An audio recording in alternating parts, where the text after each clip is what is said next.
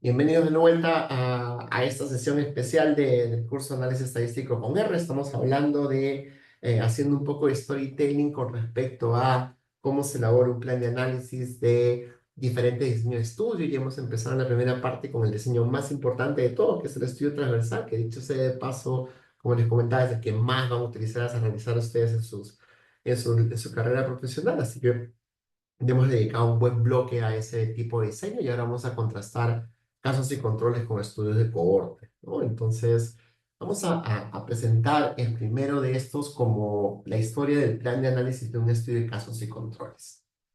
En un estudio de casos y controles, ¿qué cosa hay? Es un estudio en el cual ustedes primero identifican qué son los casos y de los no casos, ustedes extraen al azar una cantidad ponderada de control. Por lo general se hace un estudio, no uno, pero hemos explicado en la primera clase que esto puede cambiar, ¿no? Pues ustedes pueden decidir hacer un estudio de un caso de controles, un caso tres controles, un caso cuatro controles. Ya no vale la pena hacer un caso 5 o 6 porque ya estás escogiendo mucho población de estudio, igual que en verdad no ganas mayor poder de estudio matemáticamente, ¿no? O puedes invertirlo, ¿no? Puede ser dos casos un control, ¿no? Yo hace poco acabamos de diseñar dos estudios de casos y controles en el cual los casos eran tan abundantes que los controles eran escasos y en uno decidimos utilizar dos casos un control y en otro decidimos utilizar cuatro casos un control, ¿no? Y esa es una excepción a la regla, ¿no? Da la misma idea, produces una misma calidad de evidencia, entonces siempre es una opción dependiendo de la prevalencia de tu desenlace de interés, ¿no? Entonces, ¿cuál es la regla del estudio de casos de control? Es que tiene que ser eventos raros. No puedes hacer un estudio de casos de control de eventos frecuentes, porque no tiene sentido. Imagínate que tu prevalencia de tu evento de interés sea 40%, hace casos y controles, ¿y qué cosa tienes? 40, 40, 80%, ¿no? Ese ya es un estudio transversal, ¿no? Entonces, no tiene sentido hacer estudio de casos y control de desenlaces frecuentes, ¿no? Se hacen normalmente de desenlaces raros, ¿no? ¿Qué tan raros? Menos del 10%, porque recuerda que el estudio de casos y controles solo te permite reportar el odds ratio como magnitud de asociación y por ende un odds ratio de un desenlace frecuente es una pésima idea para efectos de calcular el parámetro riesgo, ¿no? Entonces, tomen eso en consideración como una referencia de a qué tamaño de población nos referimos. Entonces, ¿cuál es el reto de un estudio de casos y controles? Es la selección de los controles, ¿no? Esa es la parte más difícil, ¿no? Y todos los análisis que vas a hacer tú, literalmente van a ser en su gran mayoría para justificar la idea de que esos controles son controles adecuados para esos casos, ¿no? Lo cual no siempre es fácil de conseguir, ¿no? Por ejemplo, en un estudio de casos se controlan los casos que son individuos con un resultado, por ejemplo, cáncer de pulmón, se comparan con controles individuos sin un resultado. ¿De dónde sacas esos individuos sin cáncer de pulmón que tengan las mismas variables que tienen esos individuos con cáncer de pulmón, que tienen unas historias clínicas que pesan kilos, ¿no? No es fácil, ¿no? Entonces, esa calidad de los datos importa mucho y es ahí donde ustedes tienen que pulir sus habilidades de diseño, ¿no? Los softwares se utilizan comúnmente para estimar la fuerza de asociación de los estudios, casos y controles. Hay una excepción a la regla, para todo hay excepciones, ¿ya? Pero, ¿qué sucede? Que hay una fórmula para poder estimar a partir de los odds las probabilidades y tú puedes aplicar para ese tipo de diseños una regresión Probi, ¿no? Que te da una magnificación de asociación en términos de probabilidades, ¿no? Y esa es una excepción a esta regla de que solo en los estudios casos y controles puede reportar los ratings, ¿no? Siempre que le contamos una regla, inmediatamente les contamos cómo romper la regla, ¿no? De eso se trata. Entonces, ¿qué cosas tienes que describir en tu análisis estadístico? Primero que nada, tienes que comparar tus casos y tus controles. Y tienes que compararlos de tal manera que en teoría sean perfectamente iguales, ¿no? Lo que no siempre sucede, ¿no? Entonces ahí tienes un problema, ¿no? Ese análisis descriptivo tiene que ser un análisis comparativo de tus casos y controles, ¿no? Segundo, tu análisis variado, ¿no? Y acá sí tengan mucho cuidado con la prueba que ustedes analizan, ¿no? Porque dependiendo de si su estudio es pareado o no es pareado, si han hecho un caso de control ponderado o no ponderado, la prueba de análisis variado va a tener muchas más limitaciones que si tú lo haces en un contexto como un estudio transversal, ¿no? Entonces tengan especial cuidado con qué prueba van a utilizar, ¿no? Y en la clase de prueba de hipótesis hemos enseñado todas las pruebas que se utilizan para diferentes hipótesis incluyendo si son muestras independientes o muestras dependientes. Pero en general, la recomendación de oro, ¿cuál es? Nunca pareen, ¿no? Es una locura parear, ¿no? ¿Por qué razón? Porque los modelos de regresión casi todos tienen como un supuesto que las muestras sean independientes, ¿no? Entonces, hacer un estudio pareado prácticamente te quita la posibilidad de que hagas un análisis de regresión, ¿no? Y ese es un problema que te limitaría solamente a un análisis variado y eso no es correcto. Análisis multivariado. Se utilizó un análisis de regresión logística condicional para ajustar posibles factores de confusión, como edad y sexo, para estimar odds ratio y sus intervalos de confianza al 95%. Entonces, acá estás diciendo de que esto lo has hecho en el marco de un estudio de casos y controles. ¿Cuál es el ejemplo? Y ahí sí, perdónenme, yo solamente tengo un estudio de casos y control publicado, por eso es que me estoy animando a hacer más. Y no es porque no quiera, sino porque son muy difíciles de hacer, no son tan fáciles como parece y difícilmente se justifican, ¿no? Entonces, si tienes presupuesto, haz un estudio de cohorte, ¿no? Si tienes una base de datos abiertos, haz un estudio transversal, ¿no? ¿En qué casos haces un estudio de casos y control? Pues lo haces bajo ciertas circunstancias, ¿no? En este caso, este estudio lo hicimos cuando estábamos haciendo un estudio de cohortes y salió como una idea. ¿Por qué razón? Porque estábamos investigando la mortalidad por malaria en esta zona y encontramos que habían muertos por malaria, los cuales son raros, pero lamentablemente en este lugar en particular resultó de que no eran tan pocos, ¿no? Entonces nos llamó la atención. ¿Por qué razón? Porque en el caso de la malaria resulta de que los muertos normalmente están en África. ¿Por qué razón? Porque en África abunda la malaria falciparum. Y en otros restos del mundo, como en el Perú, la gran mayoría de los casos son por malaria vivax. Y la malaria vivax hasta esta época era considerada como la malaria benigna y la malaria falciparum es la malaria maligna, ¿no? Entonces, ¿qué pasa con la malaria benigna cuando empieza a matar gente? Deja de ser benigna, ¿no? Entonces, ¿qué pasó? De que cuando yo viajo a este lugar, que es el distrito de Bellavista, en la provincia de Sullana, en Piura, eso está como que a 1 hora y tantos de la ciudad de Piura, en una carretera que tiene dos vías nada más, y llegas a una zona que es prácticamente un desierto, ¿no? Y hay un hospital regional y es el único que hay, entonces tienes una población cautiva, ¿no? Entonces todos los que se enferman van al ese único hospital y entonces genera un escenario de población cautiva que permitió hacer este estudio, ¿no? Entonces, ¿qué encontré yo cuando visité el centro de salud de Bellavista? Pues encontré una enfermera que resultó ser una de las mejores epidemiólogas que he conocido en mi vida, porque la vendida esta tenía un mapa del distrito de Bellavista con un montón de alfileres de diferentes colores, y yo le pregunto, ¿qué cosa es eso? Me dice, no, es la ubicación de cada uno de los casos de malaria que hemos registrado aquí, y tienen los registros de cada uno de esos casos. Sí, acá está, y me muestra un libro, esos enormes, que para voltear la página tienes que hacer un escritorio completo, ¿no? Y tenía todos los datos de todos y cada uno, y la alfiler era literalmente su georreferenciación del caso, pues, ¿no? Yo me volví loco, pues, ¿no? Es decir, le dije, ¿sabes qué? Esto tenemos que publicarlo sí o sí. Cuéntame qué es lo que tienes. Tenía más de 6.000 casos registrados con toda su información. Y no solo eso, sino tenía indicado en ese registro quiénes habían sido hospitalizados. Entonces nos dijimos, ¿no? Podemos ir a buscar esas historias al hospital, por supuesto que sí. Llamamos a un colega que trabajaba ahí, hicimos los permisos, nos metemos con una CL95 al archivo de historias clínicas y rescatamos las historias clínicas de todos los pacientes, ¿no? Como no podía quedarme mucho tiempo allá, yo tenía una cámara con 2 baterías, literalmente en una sola noche levantamos todas las historias, las llevamos al hotel y nos amanecimos una noche enterita entre 3 personas tomándole foto a las historias clínicas, ¿no? Y ya con los registros fotográficos en la comodidad de mi super mega escritorio que tenía yo en esa época en el Namro 6, comenzamos a sacar los datos a las historias clínicas, ¿no? Y construimos este estudio, ¿no? Entonces, ¿qué pasó? De que eso es un estudio de tipo casos y controles por la siguiente razón, ¿no? Estos son los 6.502 casos de malaria vivas que habían, de los cuales 106 habían sido hospitalizados, de los cuales 81 cumplían la definición de malaria severa. Pero ¿qué pasaba? De que para publicar en malaria tienes que tener confirmación diagnóstica de tipo PCR. No se acepta la microscopía como una confirmación diagnóstica porque la microscopía es el ojo humano, ¿no? Entonces, ¿qué tan confiable es el ojo humano? Pues nada confiable. Entonces, nosotros decidimos bajar un nivel más. ¿Por qué razón? Porque esos 81 casos severos, habían 28 que habían sido hospitalizados en la UCI. Entonces ya no había duda de que eran casos severos, ¿no? Y no solo eso, sino que eran pacientes que habían sido tratados para malaria y se habían curado o habían muerto. Entonces teníamos un concepto que se llama cura terapéutica, que es literalmente una de las formas más confiables de confirmar una enfermedad, ¿no? Si le das a un paciente un tratamiento para algo y se cura es porque tenía ese algo, ¿no?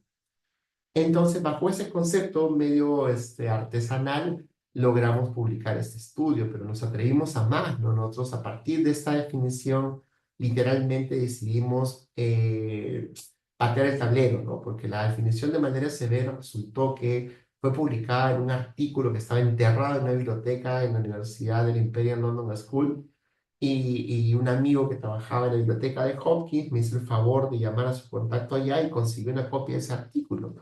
Y nuevamente, o sea, todo el mundo citaba ese artículo como el artículo que había escrito la definición de manera severa, y cuando llega a mis manos el bendito artículo, que era una revisión de casos, no era un análisis de riesgo, no era un análisis de un modelo multivariado, no era nada, era simplemente una revisión de casos severos y que básicamente describía ciertos criterios como los criterios para concebir la idea de que un paciente tenía malaria severa.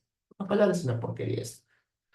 No tenía ninguna recursividad estadística, pero era que todo el mundo citaba, así que nos decidimos hacer todo lo contrario. Nos hicimos el análisis y propusimos la primera definición de malaria severa por Plasmodium vivax, y por eso este estudio se convirtió hasta hace unos 4 años, antes de que empezara la pandemia. Hasta esa fecha era mi principal contribución a la ciencia, ¿no? Este artículo se cita en los libros de texto de infectología en Europa y Estados Unidos como la fuente de la definición de malaria severa por Plasmodium vivax, ¿no? Me volví relativamente famoso por este estudio, y me pasé por el mundo contando esta historia y básicamente proponiendo esta definición como una definición de caso, ¿no? Entonces, nada, ¿qué cosa es esto en realidad? Es un humilde estudio de casos y controles porque estaba bien hecho, literalmente llegó a cambiar la teoría de esta enfermedad, que para entonces era muy importante. Entonces, ¿cómo se describe? Y viene la parte bonita, ¿no? Esto es una clase de plan de análisis, estamos contando esa historia con un propósito en particular, y es básicamente explicarles cómo tendrían ustedes que hacer para publicar un estudio de caso control desde el punto de vista estadístico. Entonces, empiezan primero que nada por el diseño de estudio. Un párrafo enterito para contarle a alguien que no vive en Perú donde Mitch hicieron su estudio, ¿no? Eso es básicamente lo que es esto, ¿no? Entonces, nada, esa descripción contextualizada del lugar donde se hace el estudio es importantísima, ¿no? Porque la idea es de que usted, cualquier persona que lea esa historia, ya sea si está en Malasia, ya sea si está en la India, ya sea si está en China, puede entender en qué contexto se hizo este estudio y por qué era tan relevante, ¿no? Entonces, nada, mientras más datos puedas reconstruir mejor, ¿no? Por ejemplo, este dato era maravilloso, ¿no? Desde enero del 2008 hasta diciembre del 2009, un total de 16.834 pacientes fueron hospitalizados en el hospital de Sollana por cualquier causa, y estos eran tamizados por microscopía para Plasmodium vivax, si eran considerados potenciales casos, ¿no? El control de la malaria no complicada se hizo mediante, la selección de los controles se hizo mediante un muestreo aleatorio por bloques permutados entre los pacientes ambulatorios registrados por Nason en la base de datos de vigilancia de febriles, y esa es la definición de control, ¿no? Entonces, esta definición de control era, nuevamente, no dices nunca que lo hiciste al azar, ¿no? Tienes que decir qué método complicado usaste para poder hacer un control asignado al azar que sea confiable, ¿no? Entonces, ese muestreo por bloques permutados es una técnica mucho más confiable que el método aleatorio simple, ¿no? Y así, ¿no? Entonces cuentas esta historia del diseño y la pones en un estudio. Y la parte más difícil, como les comentaba, de un estudio de casos y controles, es la selección de los controles, ¿no? Entonces tienes que dedicarle un párrafo enterito a la selección de los casos, y tienes que dedicarle un párrafo enterito a la selección de los controles, ¿no? En este caso, como nosotros estamos haciendo algo muy atrevido, que es definir un caso de malaria, un caso de malaria severa, un caso de malaria hospitalizada, un caso de malaria crítica, tenemos que contarle esa historia al lector y convencerlo que lo que hemos hecho es aceptable, ¿no? Entonces esa descripción es bastante rica y tiene referencias y todo, ¿no? Y en el caso de los controles no complicados, pues se explica qué métodos utilizó para poder hacer esa selección aleatoria, cuáles fueron los criterios de inclusión, que en este caso fueron estos cuatro que hemos planteado, que son paciente ambulatorio con diagnóstico de microscopía positiva para malaria viva, casos que fueron registrados en el sistema de vigilancia de riesgo durante el periodo 2008-2009, casos que fueron tratados bajo la terapia estándar en uno de los centros de salud y casos que hayan negativizado al séptimo día de tratamiento, ¿no? O sea, casos confirmados por respuesta terapéutica, por decirlo menos. Los controles fueron seleccionados usando una distribución proporcional a los pacientes hospitalizados por centro de salud, por orden cronológico de los registros de malaria. Los controles que no cumplieron estos criterios fueron sistemáticamente reemplazados, es decir, es un muestreo por reemplazo, ¿no? Y viene el tema de la recolección de los datos, ¿no? Entonces, los procedimientos de recolección de datos merecen un párrafo apartado en tu diseño de estudio, ¿no? En tus materiales y métodos, ¿no? Entonces, en este caso en particular, se describe con lujo de detalles las fuentes de información y cómo se cruzó la información con los diferentes registros para poder definir quiénes estaban vivos o muertos y el tipo de laboratorio que se les hizo, ¿no? Y ahora sí, plan de análisis. Ojo, que esto es de un estudio de casos y controles, ¿no? Entonces, en teoría, esto debería llegar desde la parte descriptiva hasta el modelo de regresión. Y ahí viene una sorpresa al final, ¿no? Entonces, ¿qué decimos acá? Que se hicieron tres comparaciones. La primera comparación era los severos versus los no complicados hospitalizados. La segunda era los críticamente enfermos versus los no críticamente enfermos que estaban hospitalizados. Y tercero, los críticamente enfermos hospitalizados versus los pacientes ambulatorios no complicados, ¿no? Entonces tenías como que tres análisis para realizar. Las diferencias fueron evaluadas entre la data que era comparable, en este caso solamente eran comparables por edad, género y parasitemia. A pesar de toda la cantidad enorme de datos que recolectamos, lamentablemente las únicas tres variables que estaban constantemente evaluadas, tanto en los casos como en los controles, ¿cuáles eran? Edad, género y parasitemia. Recuerden, ¿no? Que esa es la dificultad de los estudios de casos y controles. Los casos hospitalizados tenían kilos y kilos de papel de historia clínica, pero los controles solo tenían media hojita en el registro de la señorita que había registrado los casos. ¿Y qué cosa registraba ahí, además de la data demográfica del paciente? La edad, el género y las cruces de parasitemia detectadas en la microscopía. No había más. Eran las únicas tres variables que estaban presentes en toda la población de estudio. ¿Cómo se medía la parasitemia? Pues se medía por el conteo de parásitos en la gota gruesa y esta gota gruesa se medía por cada 100.000 campos de inmersión seguidos de procedimientos estándar de equivalencia del Ministerio de Salud. Los conteos de parásitos fueron comparados usando una Chi cuadrada y la edad fue comparada con una T de estudio. Al analizar los datos, ¿dónde está el análisis de regresión acá? Es que no hubo, pues porque eran muy pocos casos. Y lo mencionamos en los resultados del estudio, pero no, la persona que editó esto lo borró por completo porque no habíamos hecho el análisis, ¿no? Y no es que no quisiéramos, sino que justamente la data era muy pequeña y no permitía ajustar más que una sola variable en el modelo de regresión multivariable. No teníamos qué cosa poder de estudio suficiente. Pero igual tienes que meterlo por alguna parte y lo metimos en la parte de la descripción de los resultados por casos y controles. Ahora, miren esta tabla y esta tabla básicamente es las características de los hospitalizados. Estos son los críticamente enfermos o no críticamente enfermos. Sí teníamos toda esta información, ¿no? Pero justamente esa información solo era válida para pacientes hospitalizados. Y ahí están los valores P, las frecuencias, la comparación de promedios y incluso pudimos contar la cantidad de síntomas, ¿no? Y obviamente los que están críticamente enfermos eran más sintomáticos que los no críticamente enfermos. Eran ligeramente mayores, eran predominantemente varones, habían 10 embarazadas que no ninguno de esos fue críticamente enfermo y eso fue un dato muy sorprendente, ¿ya? A mí ese dato me rompía la cabeza. Es más, quisimos publicar un estudio en una revista de ginecología y obstetricia haciendo un subanálisis solamente en las gestantes, también como casos y controles, y nos lo rechazaron 5 veces. Al final tiramos la toalla y nunca lo publicamos, ¿no? Porque una muestra, si esta muestra era pequeña, la otra muestra era mucho más pequeña, ¿no? Pero creíamos que era un dato interesante, ¿no? Solo que nos fallamos en convencer a los seguidores de lo mismo. Y este es el análisis final del estudio, es un análisis comparativo y variado, pues no pudimos ajustar un modelo multivariado, ¿no? Y nada, ahí no más llega, pero, o sea, no es que no tienes la intención, pero nuevamente, lo que encuentres es lo que reportas, y no puedes reportar lo que no encontraste, ¿no? Entonces, en este caso en particular, Lo que estamos diciendo es que encontramos diferencias de edad, encontramos diferencias para ese tema, pero no encontramos diferencia de género. Lo que sí hicimos es esto de las 4 mujeres embarazadas que fueron muestreadas en el grupo no severo, ¿no? Para analizar la parte de las gestantes propiamente dichas, ¿no?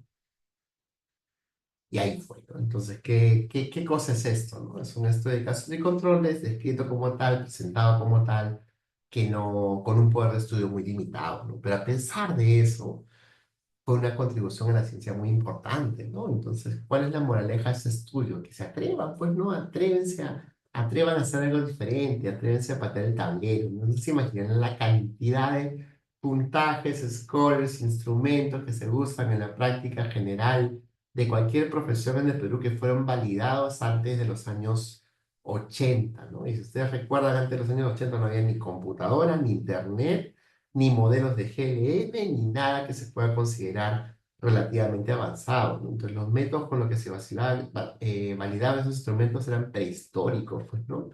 Entonces, en medicina, por ejemplo, hay un score muy famoso, que es el score CHATS-2 para evaluar la severidad de los pacientes que están hospitalizados en la SUSI, ¿no? Y ese score fue publicado en los años 70, ¿no? Uno evalúa la confiabilidad de ese instrumento y es una porquería, malísimo, pero malo re mal, una mala clasificación de los pacientes. Pero por décadas fue utilizado como el estándar de oro, ¿no? Y cuando se hizo el primer modelo matemático para poder predecir la sobrevida de los pacientes en función a las características del laboratorio, pues se ajustó un modelo que tenía un ajuste muy importante y ese score se llamó el score MERT, ¿no? Pero mira cómo son la cultura, ¿no? La cultura organizacional también es un problema. Entonces, al final, uno no reemplazó a lo otro, ¿no? Lo que terminaron haciendo como una especie de consenso para no quedar en ridículo y protegerse a sí mismos era usar los dos, ¿no? Pero es Vox Populi de que el ScoreMed tiene una capacidad predictiva muy alta y el ScoreChat-2 es una porquería, ¿no? Entonces, pero sigue enseñándose y sigue siendo parte de la práctica médica en los hospitales, ¿no?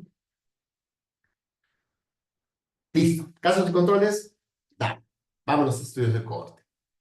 Los estudios de cohorte son los estudios a los cuales ustedes tienen que apuntar así, al menos uno hagan en su vida para que se den cuenta que todo lo que hemos aprendido hasta ahora vale la pena en todo el sentido de la palabra. ¿Por qué razón? Porque esto es lo más cercano que van a estar de un ensayo clínico controlado autorizado. ¿Cuál es la gran diferencia entre un estudio de cohortes y un ensayo clínico controlado autorizado? Es que en un estudio de cohortes tú no tienes control de la intervención. Los expuestos y no expuestos tienen que darse de manera natural, porque si tú dices que vas a exponerlos, automáticamente ese estudio deja de ser de cohortes y se convierte en un estudio experimental. Y ahí vas a tener que decir, ¿por qué Michi no lo autorizaste, no? Porque si no, no tiene sentido, ¿no? Entonces, eso es parte del problema, ¿no? Entonces, aquellas personas que están buscando hacer un estudio de evaluar la efectividad, efecto, eficacia de un programa en niños, ya, mira, te estás haciendo un ensayo clínico y metiéndote en camisa de once varas sin darte cuenta, ¿no? Entonces, tengan cuidado con eso, ¿no? Mis tesistas que quieren hacer eso, siempre lo deben advierto desde el inicio, ¿no? Oye, ten cuidado, ¿no? ¿Puedes hacerlo como un estudio de cohorte, sí o no? Doctor, pero no se ha hecho la intervención, pues haz que se haga, pero cuando lo hagas, planifica la relación de datos antes y después, ¿no? De manera que puedas eventualmente reportar esos resultados, pero tú no puedes, por decir, por ningún motivo decir de que tenías control de la disposición, porque de lo contrario se convierte en un estudio experimental, ¿no? Y eso es parte de la dificultad. ¿Cuál es el reto de un estudio de casos y cohortes? Pues convencer a tu lector de que los expuestos y no expuestos se parecen y son perfectamente iguales en todo, excepto en que uno está expuesto y otro no está expuesto. ¿Cuál es la ventaja para ustedes? Es que hoy en día el método de propensity scores te permite balancear dos cohortes que son desbalanceadas, porque como es una cosa que sucede en la realidad, sucede muy frecuente de que los expuestos son más viejos que los no expuestos o tienen mayor cantidad de mujeres que los no expuestos y esos desbalances podrían explicar las diferencias del desenlace, ¿no? Entonces, ¿qué método existe hoy en día para poder corregir por esos desbalances y estimar el efecto de tu intervención a pesar de esos desbalances? Es el famoso propensity scores. Y es una técnica avanzada y es súper divertido de aprender, así que si quieren aprender algo más de lo que han aprendido en este curso, sigan los tutoriales de cómo hacer propensity scores en modelos de regresión y es relativamente sencillo, no tiene nada del otro mundo. Pero sí te va a dar la oportunidad de balancear poblaciones desbalanceadas.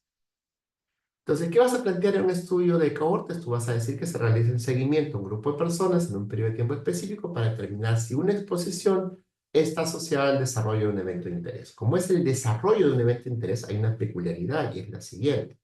De inicio en el estudio de cohortes tienes que eliminar los inmortales. ¿Quiénes son los inmortales?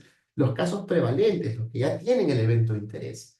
Pues tu punto de partida son la población en riesgo, son los que no tienen el evento de interés. Y hacer eso es carísimo. ¿Por qué razón? Porque tienes que hacerle pruebas diagnósticas para descartar que tengan el evento de interés y quedarte solamente con población en riesgo. Porque lo que tú mides en un estudio de cohortes es la incidencia, es un caso nuevo, no es un caso prevalente. Es una persona que no teniendo la enfermedad desarrolla la enfermedad, ¿no? O desarrolla el evento de interés, ¿no? Entonces, esa es una de las peculiaridades más caras de un estudio de cohorte, ¿no? Y eso no se da normalmente en situaciones naturales, ¿no? Entonces, ¿cuál es tu principal objetivo de análisis descriptivo? Pues convencer al lector de que los expuestos y no expuestos son iguales en todos, excepto en el desenlace, en la exposición de interés, ¿no? ¿Qué cosa vas a reportar en tu análisis variado? Mira el tema, ¿no? Si ya estás midiendo incidencia, ya puedes reportar riesgo relativo, puedes reportar curvas de Kaplan-Meier, puedes lucirte con tus habilidades cuantitativas de estudio longitudinal y hacer un excelente gráfico de sobrevida o una curva de tu tabla de vida, tu curva de Kaplan-Meier, y vas a quedar como un campeonazo, ¿no? Porque esos gráficos se ven hermosos en un artículo, ¿no? ¿Qué vas a tener que hacer para ajustar por confusores? Puedes hacer una regresión de Cox o un modelo de Hasse proporcionales, ¿no? Y lo que vas a reportar como magnitud de asociación es el hazard ratio con su intervalo de confianza. Y ahí vas a definir específicamente si tu exposición se asocia a ese desenlace de interés durante el seguimiento de estudio, aprovechando de que puedes incluso tomar en consideración los datos que aportan los datos perdidos, etcétera, etcétera, etcétera. Entonces, miramos el ejemplo. Este es quizás, como les comentaba, mi cuarta gran aporte a la ciencia, ¿ya? Y hacer este estudio es una cosa muy, ¿cómo les digo? Muy dolorosa, ¿ya? Y no es broma. Yo, como les comentaba, trabajé mucho tiempo en Iquitos, investigando malaria, investigando dengue, y a todas estas personas que ven como coautores de este artículo, yo los conocía porque eran mis amigos, ¿no? La gente con la que venía investigando ya por más de 10 años, ¿no? Y cuando empieza la pandemia, varios de ellos murieron, ¿no? Y no solo murieron, sino que la mitad de los que están en esta lista pasaron por la UCI, ¿no? Literalmente casi se mueren y sobrevivieron y nos contaron esa historia horrible. Y recuerden de que para esa época yo estaba en el ministerio como parte del grupo Prospectiva, ¿no? Entonces, cuando empieza a suceder la tragedia de Iquitos, nosotros estábamos en el gobierno y no había mucho que hacer, ¿no? Literalmente una cosa explosiva y para cuando mandamos los primeros tanques de oxígeno que los conseguimos de la nada, pues ya habían muerto un montón de gente, ¿no? Y la tragedia fue una cosa tan brutal y violenta que literalmente no nos alcanzaban los vuelos para mandar suficientes bolsas de cadáveres, ¿no? Entonces, fue una historia muy triste, ¿no? Y cuando me llaman para poder ayudarlos a hacer este estudio, yo no lo pensé dos veces y me comprometí con ellos en ayudarlos en todo, ¿no? Entonces, el trabajo yo lo diseñé desde Lima, pero todo el trabajo se hizo en Iquitos y yo no pude visitarlos hasta después de que el estudio ya fue publicado, ¿no? Y no solo eso, sino que encontramos un resultado que fue incluso más doloroso de lo que lo imaginábamos, ¿no? Porque la idea, ¿cuál era? La idea es que tenías una ciudad pequeñita de 400.000 habitantes que acaba de ser arrasada por una primera ola de la pandemia y la hipótesis, los libros de epidemiología te decían que si al menos esa tragedia valía de algo, era para que alcancen la inmunidad de rebaño, con lo cual no hubieran tenido segunda ola, ni tercera ola, ni cuarta ola, ¿no? Entonces, ¿qué pasó? Que no llegaron al umbral del rebaño. ¿Por qué razón? Porque Iquitos, a pesar de ser una ciudad pequeñita, tiene un montón de población rural. Y la interconexión entre la población rural y la población urbana es tan intensa que a la hora de la hora esos bolsones permitieron de que hubiera una segunda ola, tercera ola, cuarta ola, como en todas las demás regiones del Perú. Entonces, a pesar de el costo enorme que pagó Iquitos en términos de dolor y muerte en esa primera ola, pues eh, no había mucho que hacer, ¿no? Y la historia es un poco más dolorosa. ¿Por qué razón? Porque Iquitos, como muchas ciudades del interior del país, mientras Lima estaba en plena cuarentena y si tú ponías un pie, sacaban la basura más allá de las 9 de la noche, venía la policía y te metía preso. Ya, Iquitos estaba de fiesta. Acaba de hacer su carnaval, porque para ellos el carnaval es la festividad más importante del año, y se la pasaron, pero de fiesta en fiesta, ¿no? O sea, la cuarentena para ellos, ¿cómo le llaman esto? La inmovilización fue nula, ¿no? El nivel de adherencia, las medidas de contingencia fueron nulas en Iquitos, un hasta qué, y no solo eso, sino que esa primera ola implicó y partió de un problema social, ¿no? Literalmente hubo una delegación de 200 chinitos, literalmente 200 turistas chinos que viajaron a Lima y se fueron derechito a Iquitos. Y eran tan famosos porque eran un montón de chinitos paseándose por las plazas, por los restaurantes, que tres de ellos dieron positivo a COVID.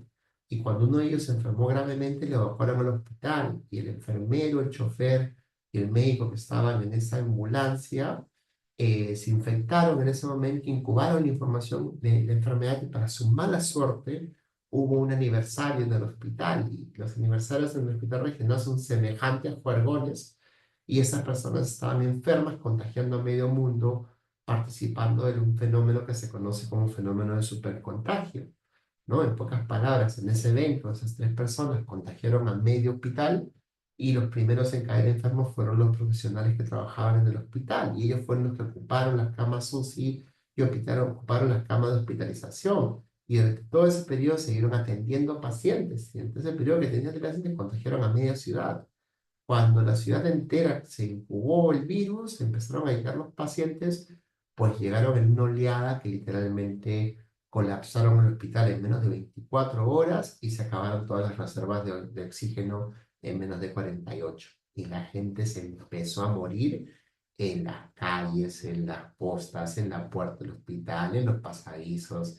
Era una tragedia en todo el sentido de la palabra, ¿no? Entonces no nos da ni tiempo a reaccionar, ¿no? El primer médico fallecido falleció en Iquitos y yo recuerdo haber estado en reunión con el ministro y ver al ministro que tiró su celular y lo reventó contra el piso porque había recibido la primera mano la noticia que había fallecido el primer muerto en Iquitos y ya se sabía lo que estaba pasando en Iquitos, ¿no? Entonces se armaron dos vuelos charter, se llevó la poca ayuda que llegó, los tanques ni siquiera llegaron al hospital porque de camino al hospital asaltaron el convoy y ya te imaginarás todo lo que pasó después, ¿no?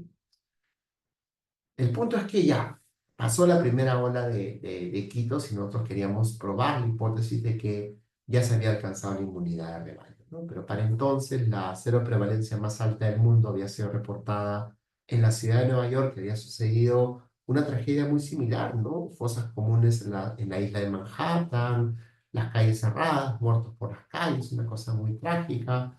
Pero la ciudad de Nueva York es, quieran o no, una ciudad que tiene una cantidad de hospitales y camas disponibles extremadamente alta comparada con la ciudad de Quito, ¿no? Entonces, eh, tuvieron que aguantar un 18% de prevalencia y eso fue lo que reportaron, ¿no? Su cero prevalencia y ese entonces era la más alta del mundo. Entonces, la hipótesis que planteamos nosotros en primera instancia era que la cero prevalencia en Quito sería igual a la de la ciudad de Nueva York. Hicimos el cálculo de tamaño de muestra, pero nos preocupamos de diseñar este estudio como un estudio de cohorte, ¿no? Y originalmente lo planteamos como una línea de base, al siguiente mes un primer control, el segundo mes un segundo control. Eso era la forma como diseñamos el estudio. Lamentablemente, entre el primer seguimiento y el segundo seguimiento perdimos más gente de la que habíamos esperado perder y tuvimos que suspender el segundo seguimiento. Enmendamos el protocolo del estudio en el primer seguimiento para recolectar muestras de sangre a los adultos y sobre eso hicimos el segundo estudio, que era el estudio de sindemia, ¿no? En el que se probaba la hipótesis de que si es que tanta muerte por COVID tuvo algo que ver con el hecho de que en Iquitos había una cero prevalencia muy alta de dengue, ¿no? Y eso fue lo que respondimos en un segundo estudio.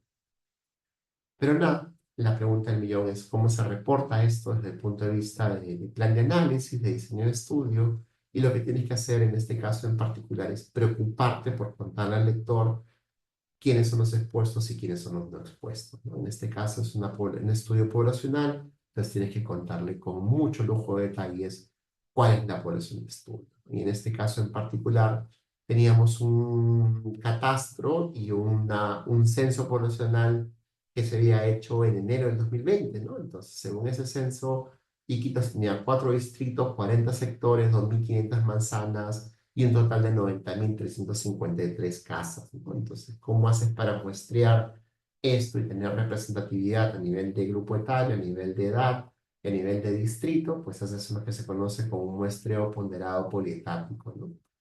Y eso son cosas que uno aprende, ¿no? Entonces, cuando diseñé el estudio lo diseñé así, ¿no? Literalmente, ¿no? Que sea un muestreo ponderado, tomando como base de datos ese catastro y ponderamos para poder tener, ¿qué cosa? Mandábamos a hicimos 10 equipos de recolección de datos en grupos de a dos, con supervisores de cada 3 grupos, y le decíamos, ¿no? Tienes que ir a esta manzana, a esta casa y buscar en esa casa a una persona de tal rango de edad y de tal género, ¿no? Ese era básicamente el muestreo, ¿no? Entonces iban a la casa y tocaban, ¿no? Y si no encontraban una persona de esa edad y ese género, lo que hacían era ir a la casa a la derecha. Tocaban y si no la encontraban, regresaban a la casa y iban a una casa a la izquierda y así. A la derecha, a la izquierda, a la derecha, a la izquierda, hasta encontrar a esa persona de esa edad y de ese género que aceptara participar en el estudio. Para poder hacer eso, en una pandemia, en una primera ola, pues tenías que tener gente muy tigre, pues, ¿no? Y para suerte nuestra, uno de los trabajadores era quizás la persona más experimentada haciendo estudios de campos en la ciudad de Iquitos, y él tenía un equipo selecto de trabajadores de campos en el que confiaba mucho con los que venía trabajando, no solo en ese estudio, sino en muchos otros estudios, y logramos reclutar a los mismos trabajadores de campo, ¿no? Todos súper sensibilizados con la relevancia del estudio, hicieron un trabajo fantástico, pues, ¿no? Se banquearon toda la ciudad en un total de 10 días, en la primera semana del estudio, y logramos recolectar los datos, ¿no? Y nada, tomamos todas las previsiones que se pueden imaginar para efectos de recolectar los datos. Por ejemplo, ¿qué hicimos? Triple lectura, ¿no? Hacían la prueba rápida, te tomaban una foto, en la foto la leía el trabajador de campo, la leía el supervisor, y una tercera foto la leía el experto en el laboratorio, ¿no? Entonces, eso nos permitía tener con certeza quién era positivo o negativo, ¿no?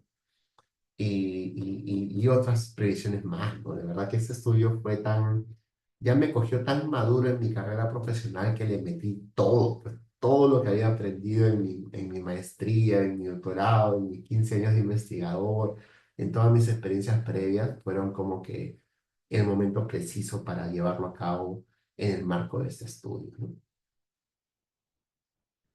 Pero los procedimientos y la parte más difícil de ese estudio es que estábamos en una prueba rápida, ¿no? Entonces decidimos usar la mejor que encontramos, y para suerte nuestra, Iquitos había recibido una donación de una prueba, una marca de prueba rápida que estaba validada en un estudio independiente. Y según ese estudio independiente, en situaciones de alta prevalencia, esa prueba rápida tenía una sensibilidad del 95,8% de la especificidad del 100%. A pesar de ser tan alta, el estimado de cero prevalencia tenías que corregir por esa especificidad y esa sensibilidad. Matemáticamente eso lo puedes hacer tú manualmente, ¿no? Pero ¿cómo lo haces para un estudio y que ese estudio sea publicado en una revista importante? Pues, ¿no? Yo me moría de miedo. Y les soy sincero, consulté a tanto profesor de estadística y epidemiología conocida, les expliqué mi método, les expliqué lo que había hecho, todo el mundo me dijo que estaba bien, pero no me daban la tranquilidad de que, porque era un método in-house, ¿no? Era una forma matemáticamente correcta de hacerlo en 2 pasos, pero que no había sido reportada previamente, ¿no? Entonces, nada, nos la jugamos, y cuando nos tocó pasar por revisor por pares, tuvimos que pasarle el código, la base de datos, las pruebas de los análisis en cada fase del proceso, y al final Ellos los revisaron, se pusieron de acuerdo y por mayoría decidieron de que efectivamente era un método rigurosamente sólido, ¿no? Este estudio tuvo 5 revisores, ¿no? Eso fue una de las cosas que muy cuánta gente sabe. Normalmente un comité de pares tiene 3 revisores, pero este estudio en particular tuvo 5.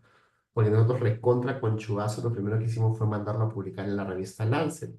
Pasó la revisión por pares en la revista Lancet y cuando regresa al editor, el editor decidió de que no, de que esto no era un artículo para la revista Lancet, pero si le dábamos la autorización, él lo iba a referir a la revista Lancet Global Health, ¿no? Que es una de estas revistas Lancet también, pero que no es la revista Lancet, ¿no?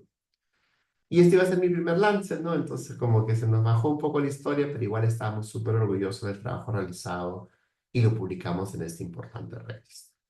Entonces el punto es plan de análisis, ¿no es cierto? Entonces, en esta revista en particular, cogieron nuestro apartado que estaba para cálculo de tamaño de muestra y lo metieron como un primer párrafo en el plan de análisis, ¿ya? Cuestiones de estilo, no necesariamente todas las revistas coinciden, pero en esta revista en particular, el editor, que no tienen idea la cantidad de reuniones que tuve con él, nos movió la parte del cálculo de tamaño de muestra al plan de análisis, ¿no? ¿Y qué cosa dice el cálculo de tamaño de muestra? Dice lo siguiente. El mínimo tamaño de muestra fue determinado por una cero prevalencia del 18% o mayor durante el periodo de estudio. Los efectos de diseño fueron calculados con los pesos de la población por distritos y la distribución de la población por edad y por género, agrupados en 5 grupos: menores de 12, 12 a 17, 18 a 29, 30 a 59 y mayores de 60 años.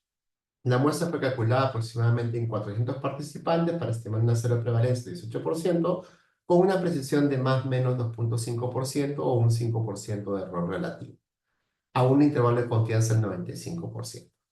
En anticipación, se penalizó el tamaño de la muestra por un 20% de tasa de respuesta, 20% de pérdida en el seguimiento, 20% de datos perdidos, lo que arrojó un mínimo de 962 participantes. Sobre la base de este estimado, se decidió enrolar a 726 participantes, tomando en consideración la posibilidad de perder un máximo de un 5% de información debido a contingencias como robos, asaltos o similares. Nuestra maldición, y ahí sí, permítame disculparme por enésima vez, es que yo no se me ocurrió que podía ser de más del 5%, ¿no? Y lo que nos pasó fue que nos asaltaron a un equipo de campo y les quitaron todo, pues, ¿no? De verdad que los pobres terminaron calados en mitad de la calle y luego alguien tuvo que rescatarlos después, ¿no? Pero eso nos costó más del 5% de la pérdida de información. ¿Y por qué me arrepiento? Pues yo le consulté, o sea, literalmente levanté el teléfono, llamé a todos mis amigos y el mejor estimado que conseguí de un estudio de cohortes previo que no duró 3 meses, sino un año, fue el 5%, ¿no? Pero nadie tenía los datos en situación de pandemia, ¿no? Entonces yo debía haber sido más conservador y no meterle un 5%, sino un 10%. Si hacía eso, no hubiera tenido que suspender el segundo seguimiento.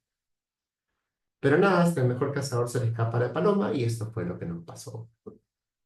Pero veamos, miren, en el estudio transversal había un párrafo chiquito. En el estudio de casos y control, pues más chiquito todavía. Pero en este estudio que es de cohortes, miren el parrafazo que tenemos del plan de análisis, ¿ya?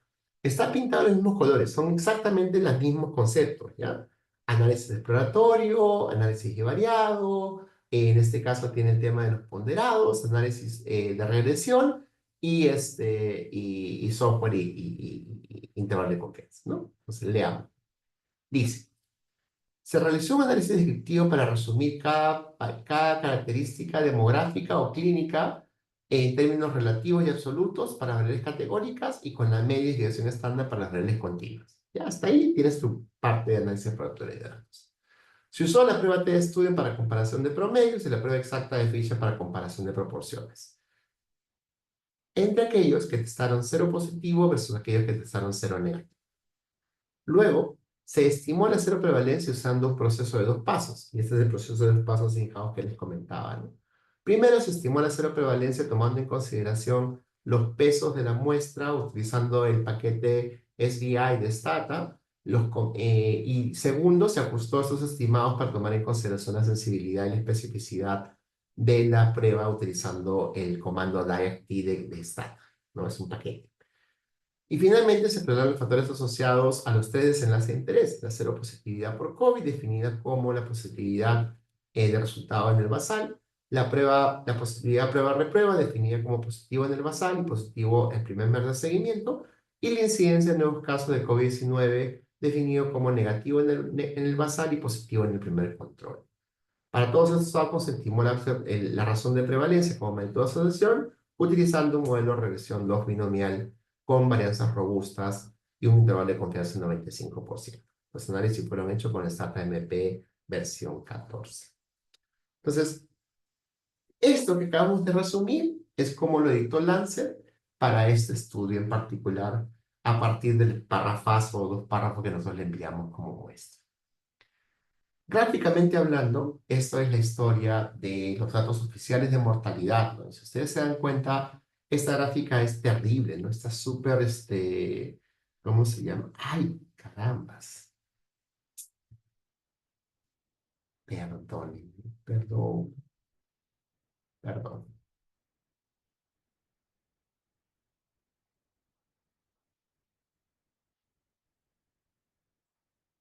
Ya.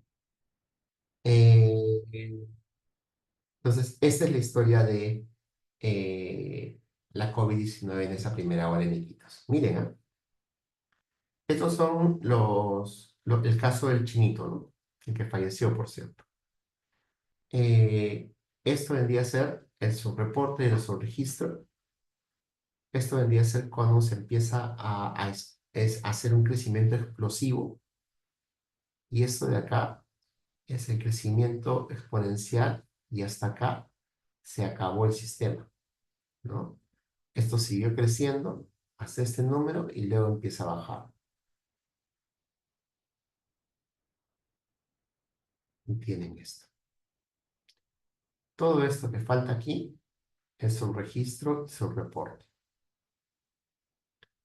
Según la sumatoria de todas estas columnas, esto te da alrededor de 2.800 muertos oficialmente. Extraoficialmente fueron 18.000.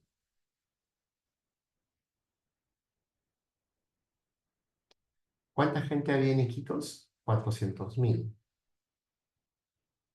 ¿no? Entonces, más o menos falleció el 5% de toda la población de Iquitos.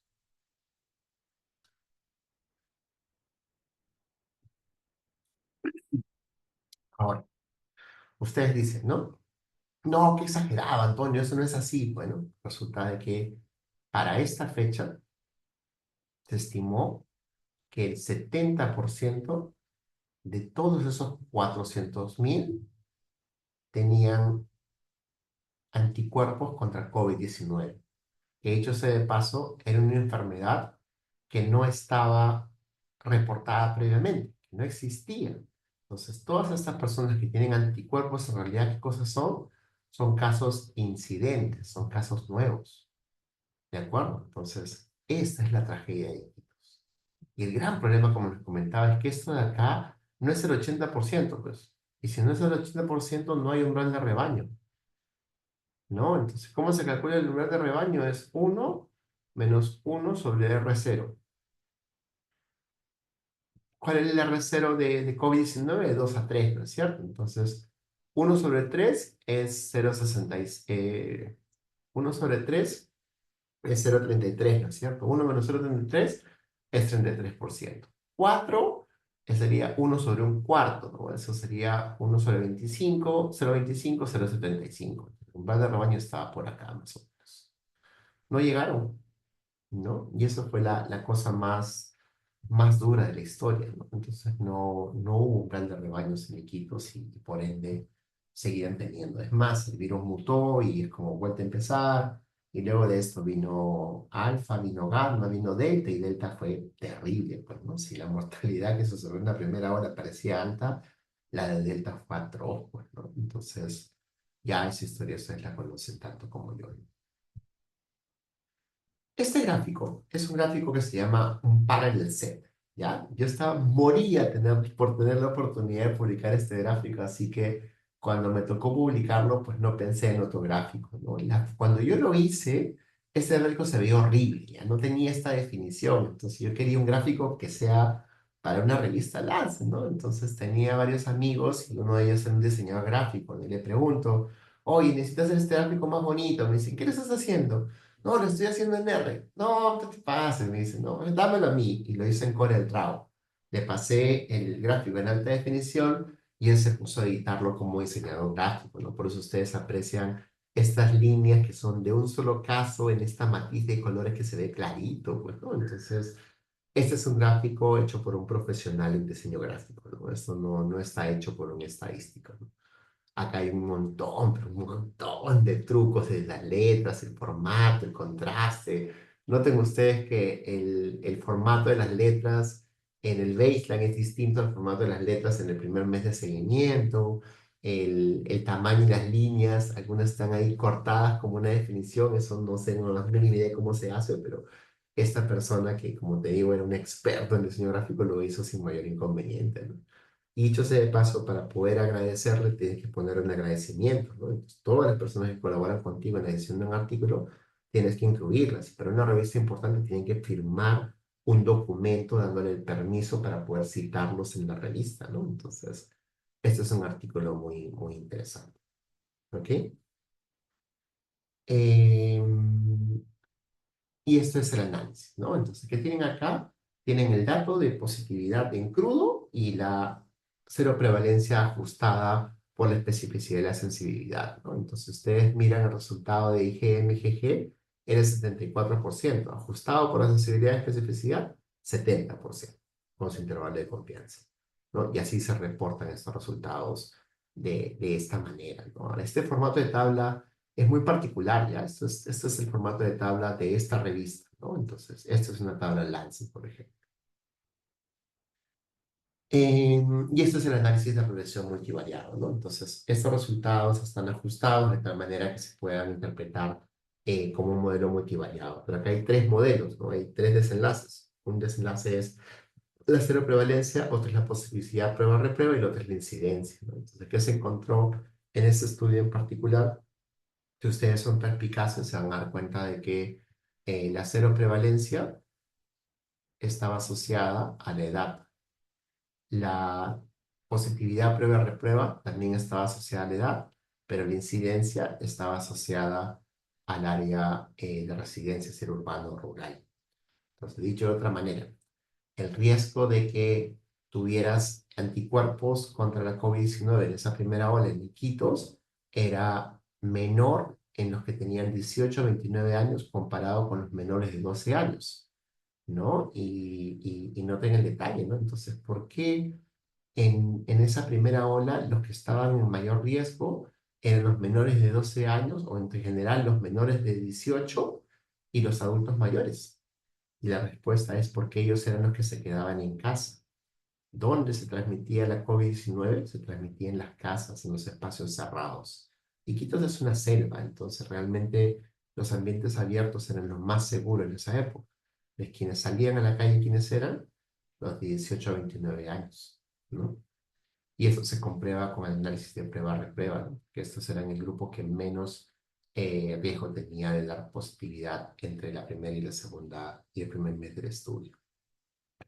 Por contraposición, la incidencia en los casos nuevos eran menores en la zona urbana que en la zona rural. ¿Qué pasó luego de esa primera gran ola? La COVID se mudó de la ciudad a las zonas rurales, por ahí estaban los susceptibles, ¿no? Y esa es la historia que te cuentan estos datos, ¿no? Y así.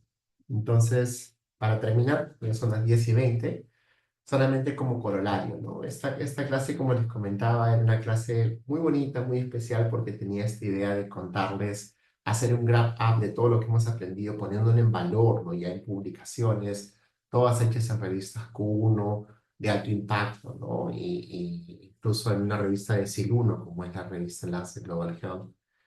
Y las conclusiones son, ¿no? Para modelar cualquier desenlace de interés se requiere tener en claro qué plan de análisis vamos a ejecutar actual. Entonces, siempre dediquen un buen tiempo a planificar su análisis antes de ejecutarlo, ¿no? Antes de mirar los datos, planifica tu análisis. Ten una idea clara de cuál es tu base en ese exploratorio de datos, qué análisis variado vas a hacer, cómo pretendes visualizar los resultados, qué modelo de regresión vas a aplicar, sí, etcétera, etcétera, etcétera, ¿no?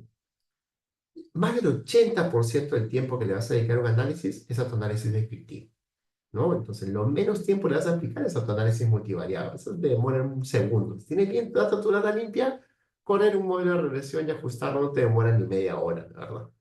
Pero limpiar los datos, tenerlos listos para tu análisis, hacer tus gráficas, hacer tus primeras tablas, eso te va a tomar días, ¿no? Entonces, ponderadamente hablando, el análisis descriptivo es el que más te va a consumir tiempo.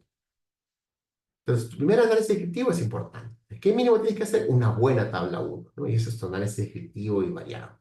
Luego, un buen análisis de regresión, que es tu tabla 2, una excelente visualización de datos, que son tus figuras, y todo lo demás, incluyendo análisis de postregresión, de la sensibilidad, ¿dónde va? En materiales suplementarios. Entonces, no escatimes redactar un buen PDF con materiales suplementarios. Métele todo así, todo lo que se te ocurra, todo lo que pueda ayudar a hacer tu análisis más riguroso.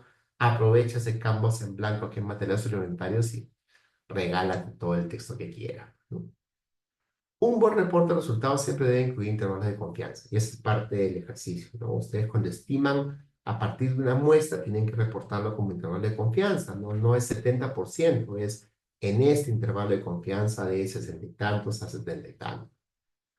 Y a pesar de hacer un estudio lindo, riguroso, bien diseñado, nunca seas categórico con tus conclusiones, pues, ¿no? Ten en cuenta de que por más bueno que sea tu estudio de transversal, caso control de cohortes, tus conclusiones siempre sean conservadoras, ¿no? Estos resultados sugieren, no estos resultados demuestran, no demuestran nada, ¿no? Estos resultados sugieren que esta hipótesis puede ir en tal sentido. Y ahí nomás te quedas, ese es un análisis conservador de tus conclusiones. Independientemente de qué tan riguroso sea tu análisis, el arte de superar la revisión por pares es una buena sección de limitaciones y qué previsiones se tomaron para superar cada una de estas. Si tú hablas en la sección limitaciones en términos de sesgo de selección, información y confusión, es altamente probable que... Ay, no me digas. ¿Qué pasó?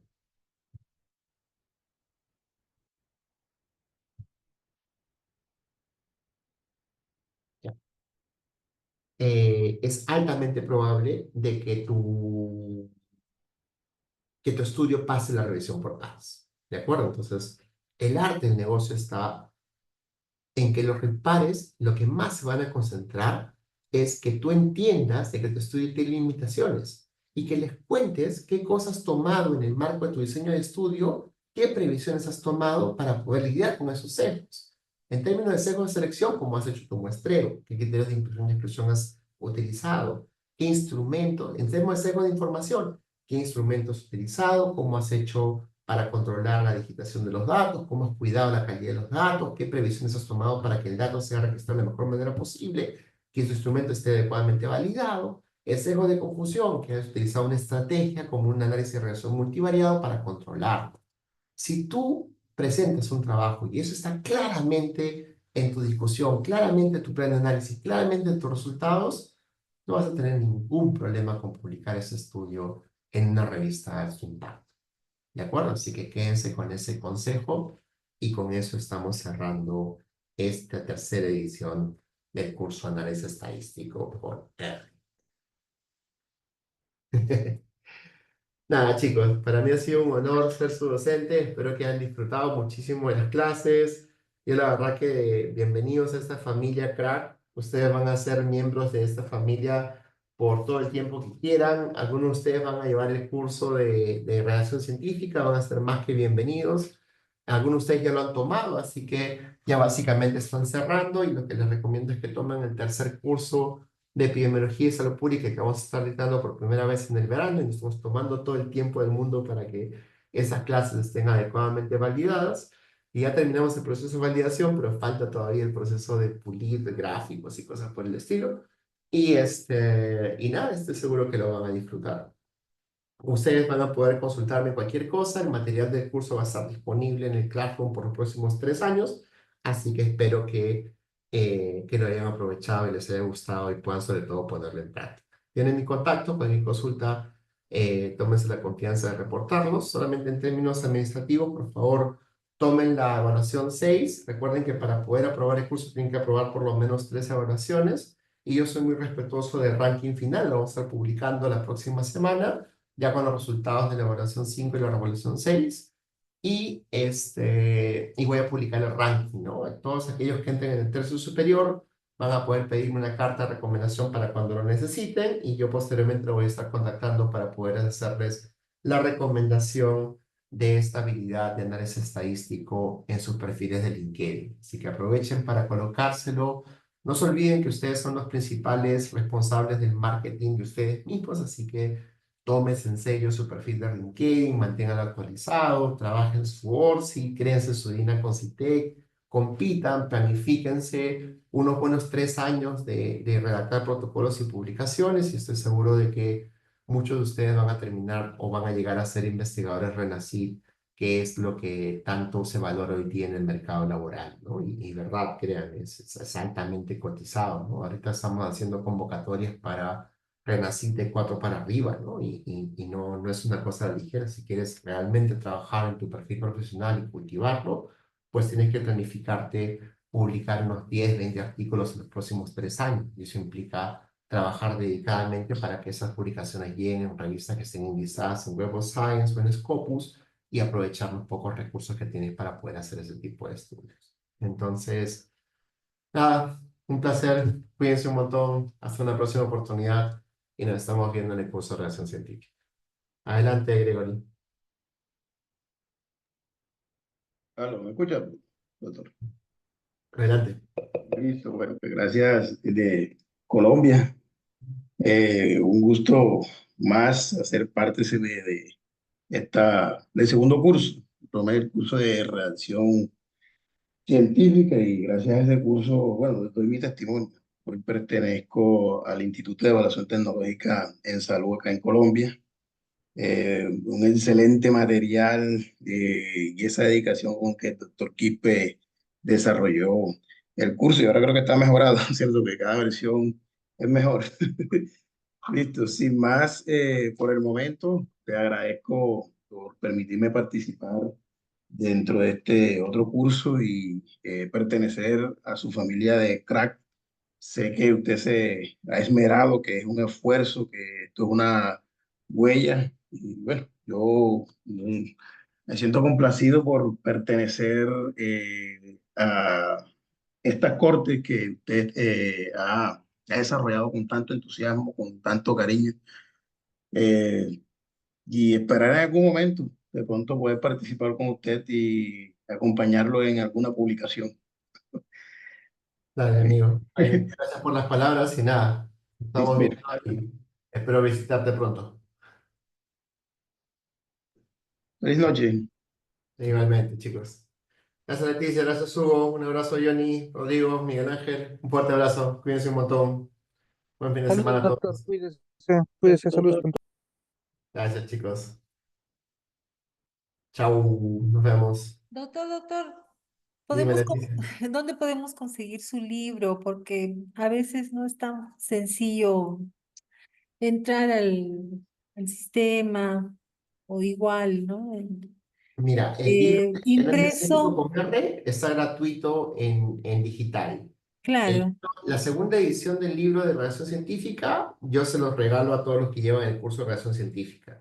Y el tercer libro, y esta vez sí, como te digo, estamos a un pasito de firmar el convenio con una universidad para que nos publique las versiones impresas de los 3 libros en la segunda edición del de redacción científica, en la segunda edición del análisis de estadístico con cuarto y la primera edición del curso de salud pública y epidemiología. Así que esténse al tanto y con un poco de suerte vamos a tener esos 3 libros a disposición gratuita para descargarlo en versión digital y en versión empresa para que puedan adquirirlos si lo desean en ese formato. Ok, doctor, gracias. De nada. Gracias por tanto. Gracias, chicos. Cuídense. Chao, Bye. chao. Bye.